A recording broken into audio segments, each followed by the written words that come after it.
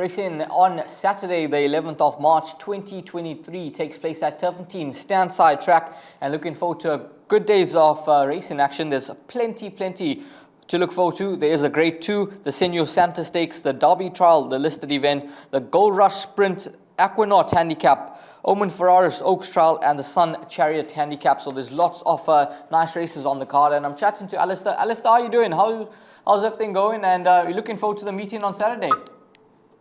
Yeah, hi Raheel. Nice to be back home. Unexpected to be back home, but here we are. It's actually, when I say one of my favourite meetings of the Joburg season, I sincerely mean that.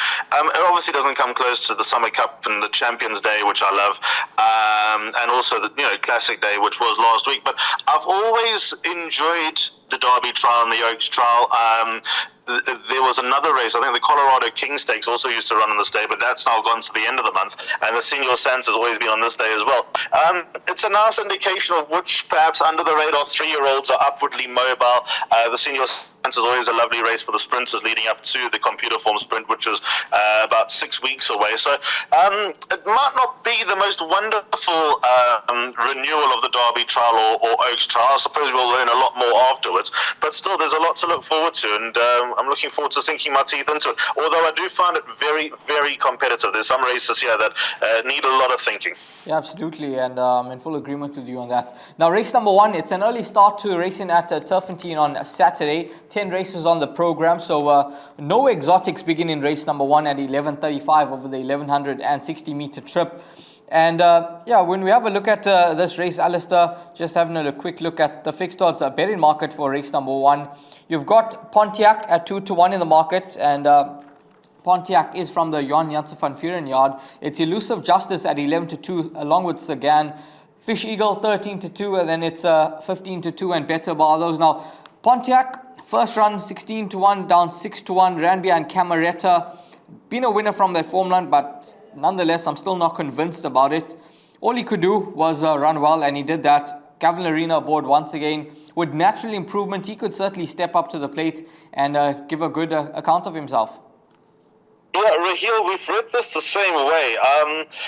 I think Pontiac is the one to beat, but I wouldn't be lining up my day in race number 1 on Pontiac to set me up for the rest of the day. So I'll be looking elsewhere to make a little bit of money. This horse number 1, Fish Eagle, has me completely stumped, because maybe it's just the fact that Black Egret was a cut above him last time out, so I think he's worth giving the benefit of the doubt to. I thought he'd grow an extra leg on the tighter turning inside track going there for the first time. I think he just hits a bit of a flat spot down the straight. All of his races came down the straight except for the 1400 meter race where he basically didn't stay.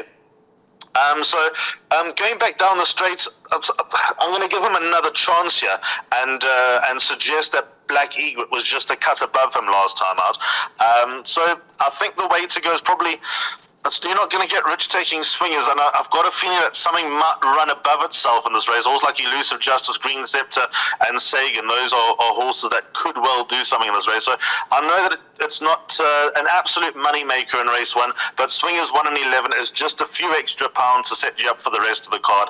I think that's the way to kick off in a very early start at Turffontein. Horse number 2, Insightful, he keeps me interested just based on the fact that if we go to that run behind Melek, right now, obviously there wasn't much to choose between himself and Insightful and Magic Prince as well. Now, Magic Prince beaten behind Fish Eagle last time out, so I'm discounting his chances.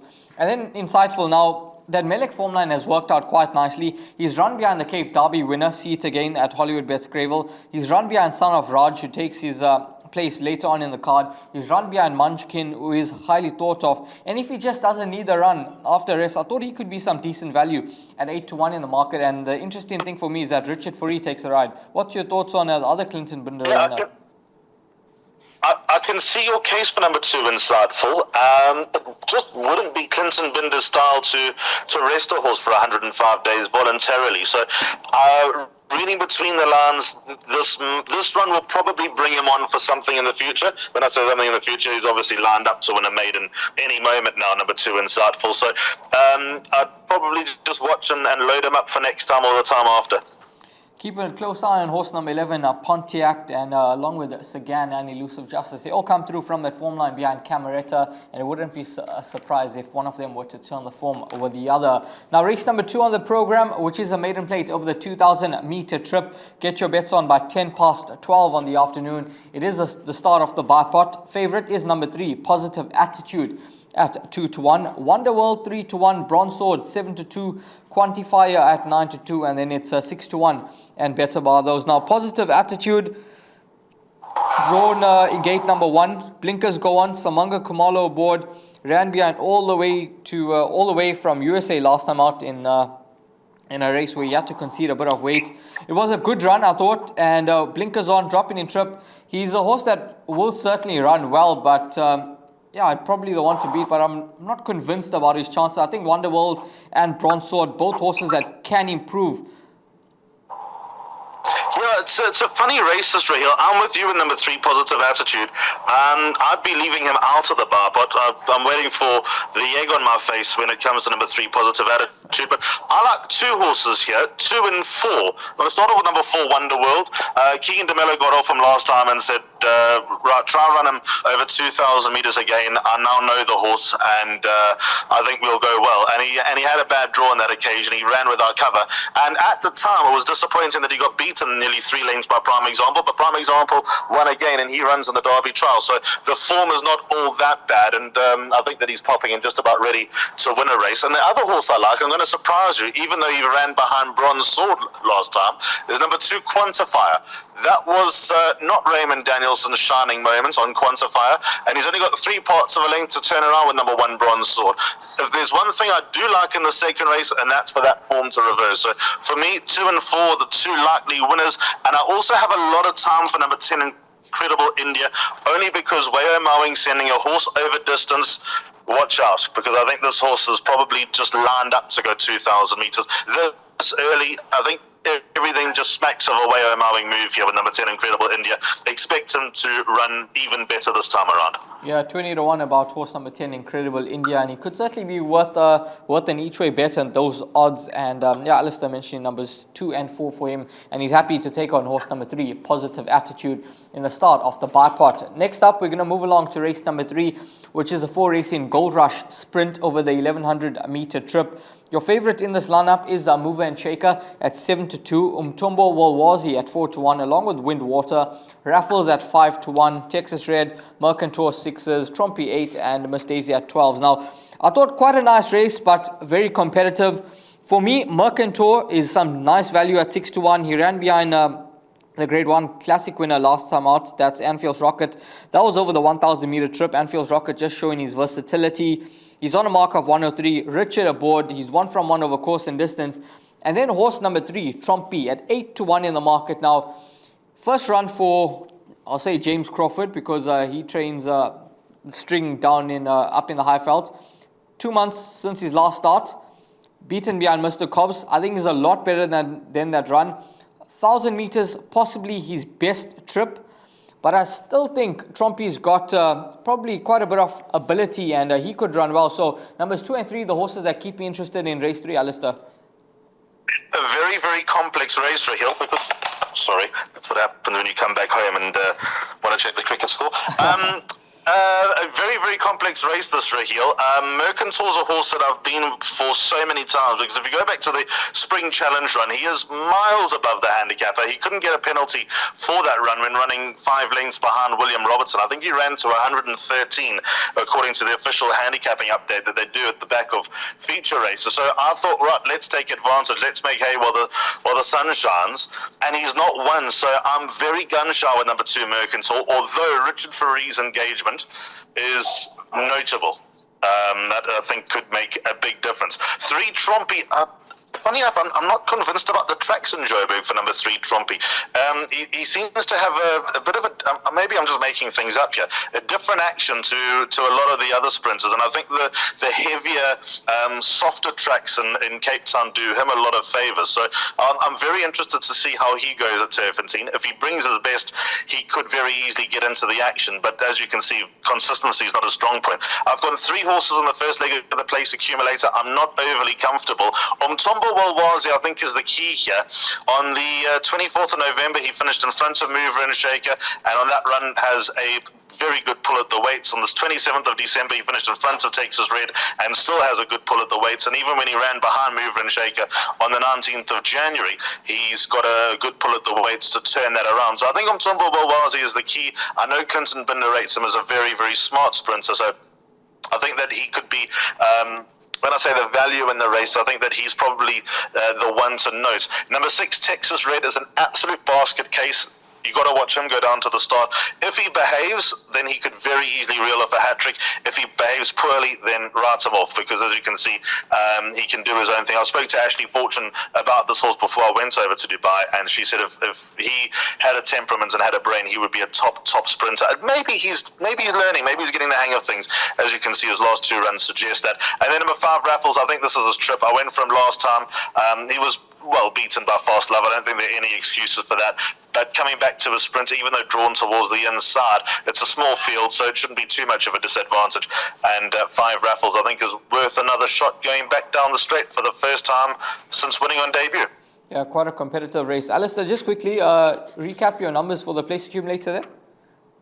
5, 6, and 7 for me in the first leg of the place accumulator. 5, 6, and 7 for Alistair in race number 3, which is the start of the place accumulator, and you need to get those bets on by 12:40. Now, race number 4, which is the start of the pick 6, the Derby Trial, the listed race over 2,000 meters. You need to get involved in all pick 6 bets by 1:15 on Saturday afternoon. And your favorite in the lineup is Top Sale at 9-2, Son of Raj 6-1 into 5-1, Keegan the Miller rides for Weo Marwin, Destiny of Souls is at 11-2. It's then a 6-1 Billy Spellbound, 7-1, and better bar those. Now, a race where there's certainly horses inward chances here. I don't think you can discount a few of them. But let's start with the Top Sale, because he's 2 from 2 over the distance. But I think he's possibly just held in this lineup by a couple of horses. The likes of African Torrent could have his measure. I'm not convinced African Torrent could be best over 2,000 meters. And Top Sale, he could possibly turn the form around, but I'm looking to beat those 2. Yeah, I think African Torrent will finish in front of Top Sale, Raheel.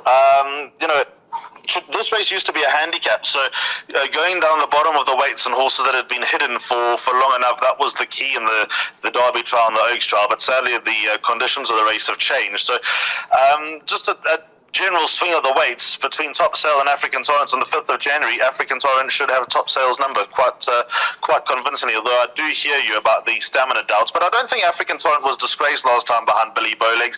Billy Bowlegs ran a place in the Group 1 last week. Nothing wrong with that. So African Torrent is in my play. I'm going with 2 other horses that you didn't even mention in the betting. 9 Battleground and 10 Jet Dynasty as backup. I love Battleground's last run against older horses in a race where he had no right to run well at the weights. He's just a very progressive stayer in the making. The blinkers go on. I suppose this is the right time to try the blinkers, because if he adapts, then the South African Derby, which to be fair is looking a little bit shallow, dare I say.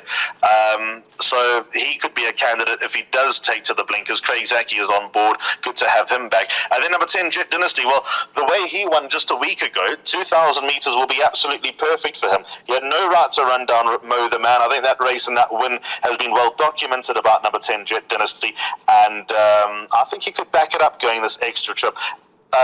Maybe the race could be coming a little bit too soon, but he's got something about him. I don't know if he's a world beater, but I think he's well above average. And as you know, when you go over the staying distances, you don't have to be very good, you just have to stay, and that he will certainly do.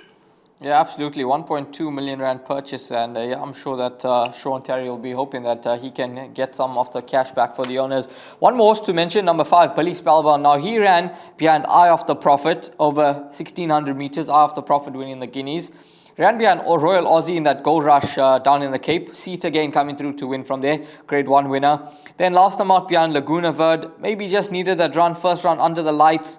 Cabello Matsunyane rode him, 10 out of 10 draw. He had to be dropped out, given a chance, and I thought he ran with a bit of credit. Second in the race was obviously that horse from Sean Terry's yard, Silver Hills. So I think Billy Spellbound with Gavin aboard, neatly drawn in gate number 4. He gives the impression that 2,000 meters is absolutely going to suit him. So he's going to be the top choice for me. And then I'm in full agreement with you about horse number 9, Battleground. But a competitive start to the pick 6. And of course, we can't discount Wayo Marwin's runner, number 12, Son of Raj. Yeah, he was disappointing last time, but things didn't go according to plan for Son of Raj. He's got a tricky draw, so who better than Keegan DeMello to overcome that? I think that's an interesting engagement from Wayo Marwin as well. Could be a shrewd one from Wayo. He's obviously a nice stayer in the making as well. The handicapper thinks he's got a bit to do, but I think he's above the handicapper. Yeah, absolutely. Competitive race, and that's race number 4, the start of the pick 6. Now we're going to move along to race number 5, which is the Oman Ferraris Oaks Trial listed race this year for the fillies, and it's going to be around over 2,000 meters, 13:50 the time you need to get involved in Jackpot 1. And Alistair, both you and I, we with number 2, Rarotonga Rose. I made it a 2-horse race between Rarotonga Rose and Ipso Facto, just based on their last start. I thought Ipso Facto showed lots of heart. 3.5 kg separated the two, and that was obviously the talent factor at the end of it all. 3 kg separate them this time around. I don't think there's much to choose between them. But Rarotonga Rose, just based on the fact that she's a 4-time winner, she's got more experience under the belt, and Keegan DeMello gets on really well with her. Yeah, she's just harder than Ipso Facto. So even though Ipso Facto beat her, I think the combination of Rarotonga Rose on the inside track, even though she's one on the inside track, but much weaker, and Ipso Facto being on the tight turning track, was just able to play Rarotonga Rose on the break. I think Rarotonga Rose will turn that form around, and I don't want to overcomplicate this. Little else in this race excites me. I'm shopping around. Maybe number 6, Light of Day, can get into the play, but I'll be blown away if Light of Day is good enough to beat Rarotonga Rose. I'll make her the bet of the day, to be honest. Yeah, 22-10 about Rarotonga Rose, and Lucky or the Lock is Keegan DeMello teaming up, and they'll certainly be hoping they can deliver the goods in race number 5. Race 6, a Pinnacle Stakes over 1,600 meters. It's an A-class event, average rating of a 101. Give me a shot, your 15-10 favorite. 33-10 about Aragosta, Out of the Darkness, 8-1, and better about those. Now, race number 6, I've gone with the 1-2-5-6. Now, when I had a look at the race, I just sort of looked at the horses in this lineup, and I thought, who could actually be group quality or just below that? Now, Aragosta, we know he's a graded winner when he won the Derby. He ran in the Hollywoodbets Durban July. He ran a very nice race in the Daily News. So he's a top quality horse. 1,600 meters straight off a rest could suit him nicely. He's drawn in gate number 1, so he's not going to be too far off the action. So I think he'll run well. Then when we have a look at Give Me a Shot. Now, Alistair, no doubt, she was a disappointment last time out in the Fillies Guineas. JP aboard once again. Do you think she could bounce back to winning ways? I think she's got to have a chance, but the boys could have a measure here. She does take on the boys for the first time.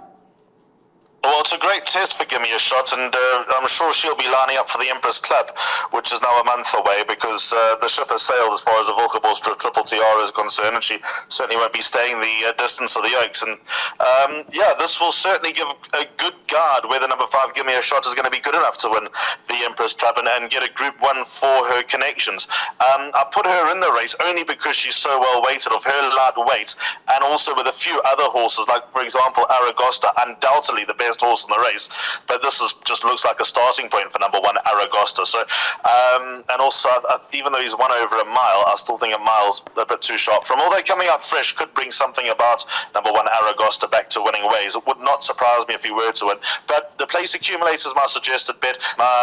Choices here are 2 and 5. I think number 2 Out of the Darkness is just an underappreciated horse. He had a horrible draw last time under the lights at Turffontein, and he ran nicely behind Johnny Hero. In fact, he looked very, very dangerous for much of the way.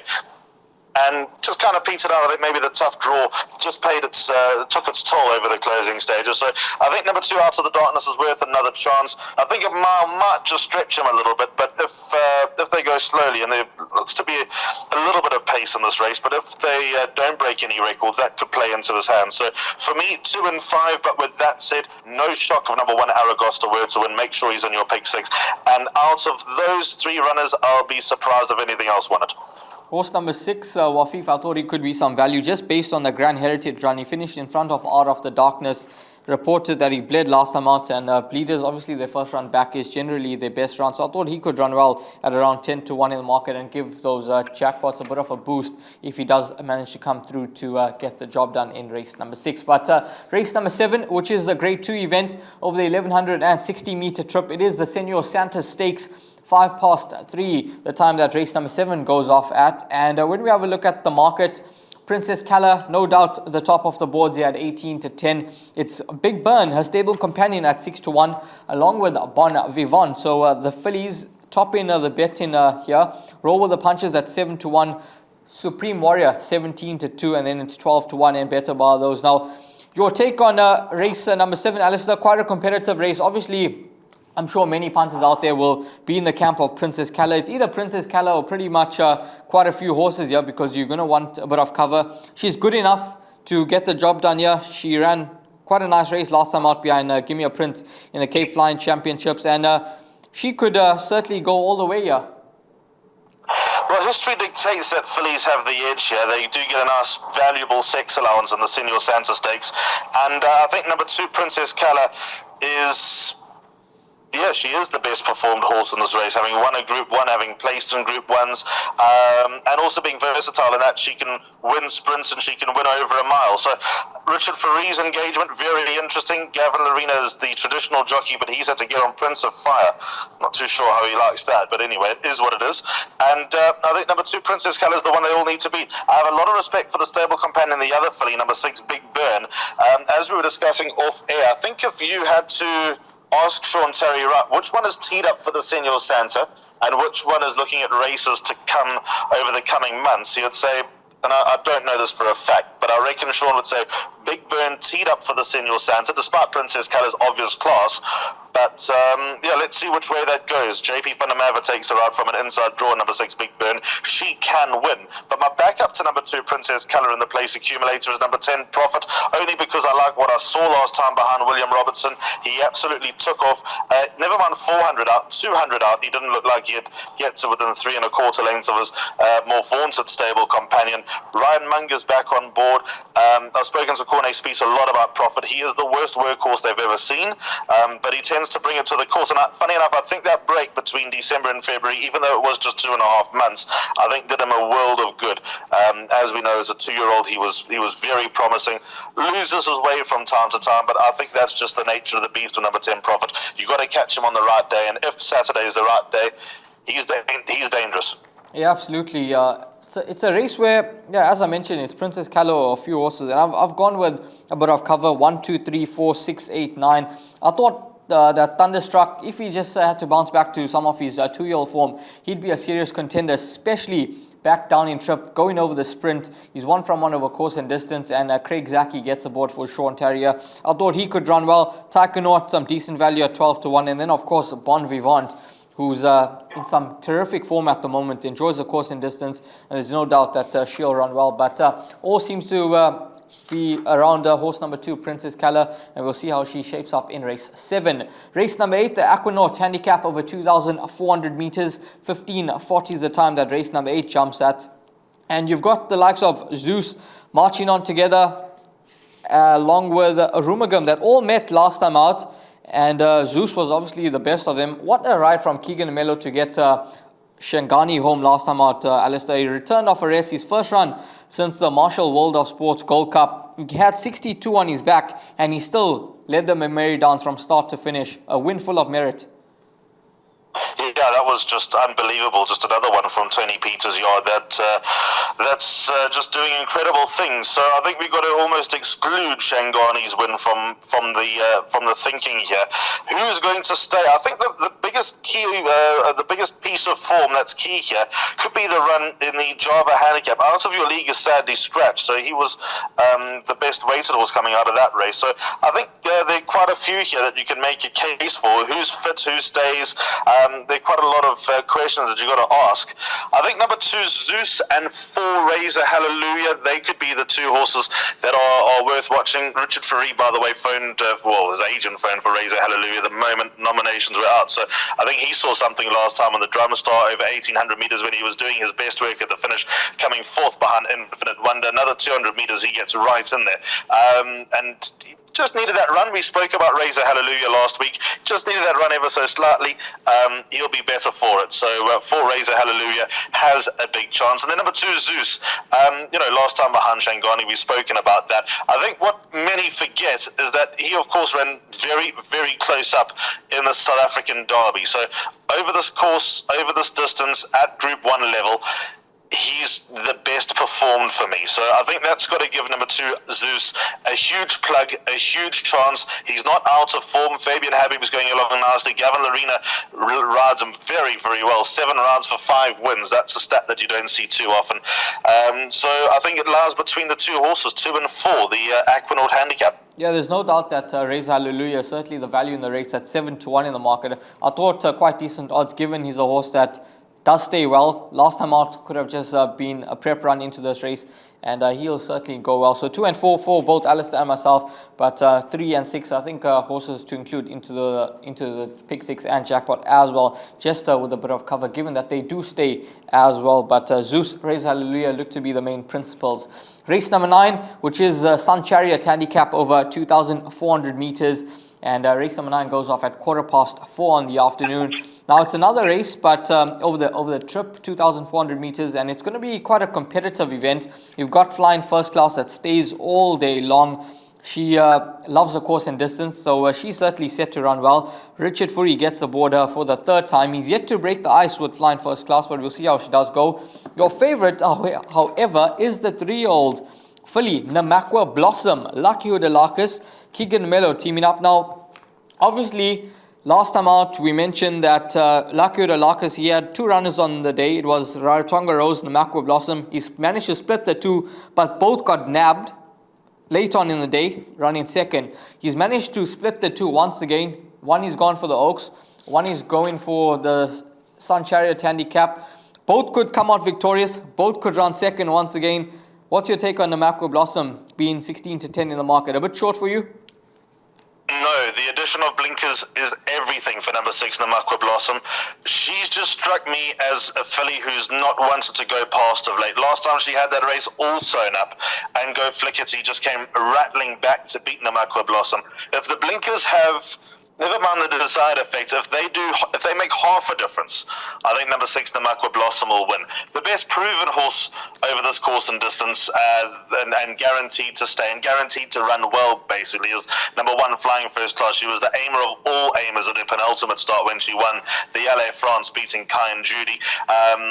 Funny enough, Calvin Habib rode her so well. Sandy Calvin's gone to Singapore, and Calvin's got very kind hands and sort of plays along with Flying First Class, whereas you get a lot more vim and vigor from Richard Fourie. So it'll be interesting to see how that all plays out. But I think, never mind Richard's stats on Flying First Class. Flying First Class was obviously very wet behind the ears, and when Richard was riding her, she probably didn't quite have the hang of things. So I wouldn't read too much into that stat. But all in all, I think Namakwa Blossom is an upwardly mobile stayer. I think she's going to get better and stronger. And like I said, if the blinkers have any effect on her whatsoever, I think she'll win. Yeah. And by the way, there's one also left out of the place accumulator, who I think is dangerous. Number 7, Quiet Rebellion. I think she'll run into the first 4. Yeah, Quiet Rebellion going over 2,400 meters for the 3rd time. And Rarotonga Rose and the Namakwa Blossom, possibly that could be the double on the day. Alistair fancies both those horses quite strongly, and maybe the Lucky Hodelakis, Keegan Mello double with those 2 horses, and could be your play on Saturday.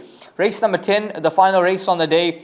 1,800 meters the distance, 10-5 the time you need to get your bets on. It is a middle stakes. Favorite, Tamarisk Tree at 9-10.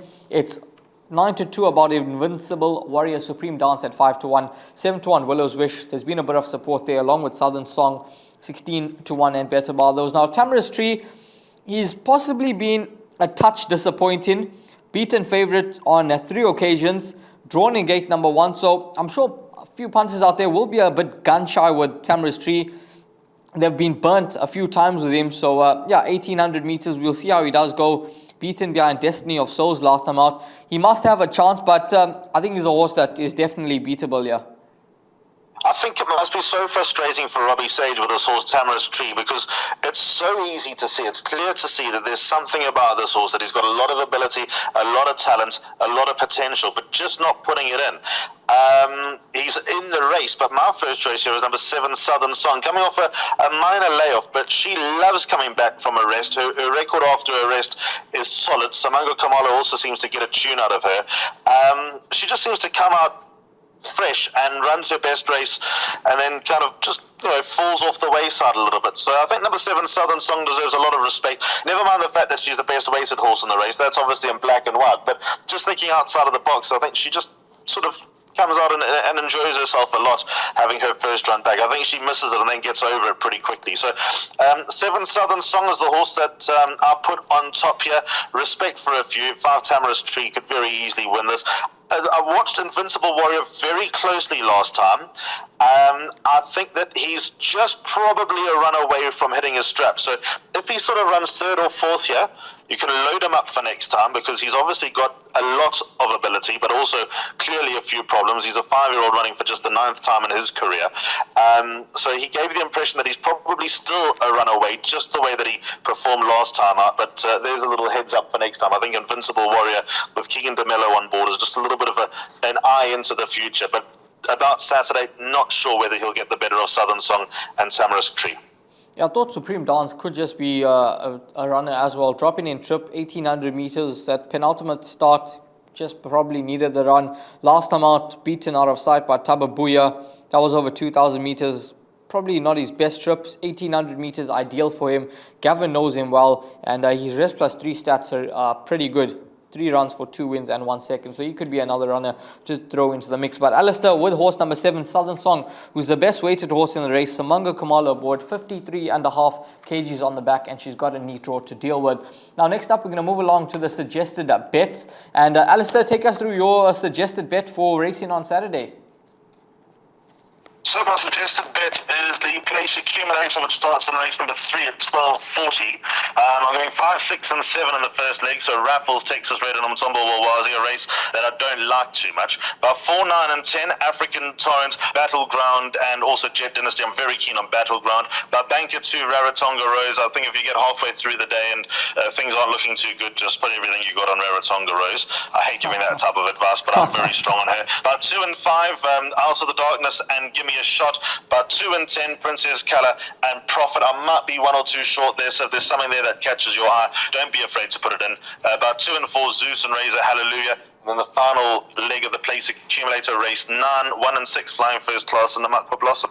Yeah, spot on. That's Alistair's place accumulator for racing on Saturday at Turffontein. Now, I've gone with a jackpot, and it is jackpot 1, starting in leg 1, 2 and 4. That's Rarotonga Rose ipso facto, followed by numbers 1, 2, 5, 6.